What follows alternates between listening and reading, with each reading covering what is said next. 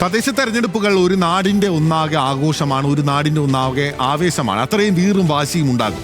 ഓരോ തെരഞ്ഞെടുപ്പും ഇതേപോലെ ആവേശമാക്കി മാറ്റിയ ഒരു നാടുണ്ടായിരുന്നു വയനാട്ടിൽ. സർവ്വതും ഉരുളെടുത്ത ചൂരൽമല ടൗണിൽ ഇത്തവണ എന്നാൽ രാഷ്ട്രീയ ചർച്ചകളും തെരഞ്ഞെടുപ്പ് പ്രചാരണങ്ങളോ കോലാഹലങ്ങളോ ഒന്നുമില്ല.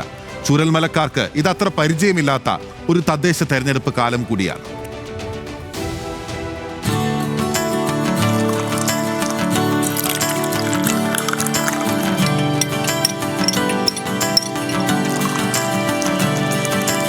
നമ്മളിപ്പോൾ ഉള്ളത് ചൂരൽമല ടൗണിലാണ്. ഇവിടെ ബഷീർക്കയുടെ ചായക്കടയിലാണുള്ളത്. ഏകദേശം ഒരു 35 വർഷത്തോളമായി ചൂരൽമലയിൽ കച്ചവടം നടത്തുന്ന ആളാണ് ബഷീർക്ക. ബഷീർക്ക, വീണ്ടും ഒരു ഇലക്ഷൻ വരികയാണ്. എന്താണ് തോന്നുന്നത്? എന്തൊക്കെ ഓർമ്മകളാണ് ഉള്ളത്? എന്റെ ഓർമ്മകൾ വെച്ചിട്ടുണ്ടെങ്കിൽ പഴയ ഓർമ്മകളിൽ എന്ന് പറയുകയാണെങ്കിൽ ഒരുപാട് ആൾക്കാർ നഷ്ടപ്പെട്ടു പോയി. ഈ വൈകുന്നേരമൊക്കെ ആകുമ്പോൾ ഈ ഇലക്ഷന്റെ ടൈമിനും അല്ലാത്ത ടൈമിനൊക്കെ ഒരുപാട് ആൾക്കാർ നമ്മളെടുത്ത് കടയിൽ ചുറ്റുപാടും അവർക്ക് ഇങ്ങനെ രാഷ്ട്രീയം പറയാനും അല്ലാത്തതിനും പ്രത്യേകമായിട്ട് ബെഞ്ച് വരെ ഇട്ട് കൊടുത്തിട്ട് സംസാരിച്ചിട്ട് ഒരുപാട് നേരം ഉണ്ടാകും. രാത്രി 9:30-10 മണി ആ ടൈമിനെ ഞങ്ങൾ പോകുക. ഇപ്പോൾ ആ ഒരു പ്രതീക്ഷയൊന്നുമില്ല. ഇവിടെ ജനങ്ങളെ ഇല്ല. ഇപ്പോൾ ഇവിടെ വളരെ ഇതാണ്, മന്ദിപ്പാണ്. ഇലക്ഷന്റെ യാതൊരു ചൂടും ഇതൊന്നും ഇല്ല. ഇപ്പോൾ നമ്മുടെ കൂടെ ഉണ്ടായിരുന്ന പലരും ഇത്തവണത്തെ ഇലക്ഷൻ പല ആൾക്കാരും പോയി.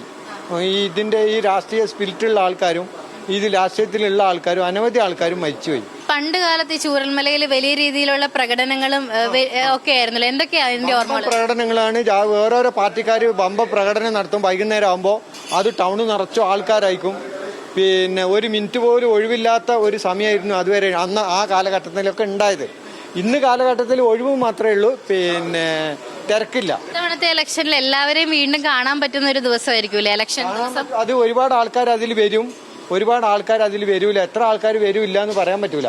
ഇവിടെ വോട്ടിന് എത്ര ആൾക്കാർ ഇവിടെ ഉണ്ടാവുന്നുണ്ടോ അവരൊക്കെ വരും. അല്ലാത്ത ആൾക്കാരൊന്നും വരില്ല. വരുമ്പോൾ നമ്മളെ കണ്ടിട്ട് തന്നെ പോകുള്ളൂ. നമ്മളെ കാണുമ്പോൾ ഒരുപാട് ആൾക്കാർ കരയും, സങ്കടം പറയും. അതൊക്കെ നമ്മൾ കേൾക്കും, നമുക്കും സങ്കടമാകും.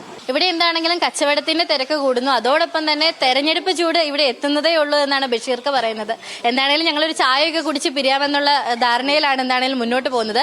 ക്യാമറാമാൻ റിന്റുവിനോടൊപ്പം ലിനറ്റ് വർഗീസ്, ന്യൂസ് മലയാളം, വയനാട്.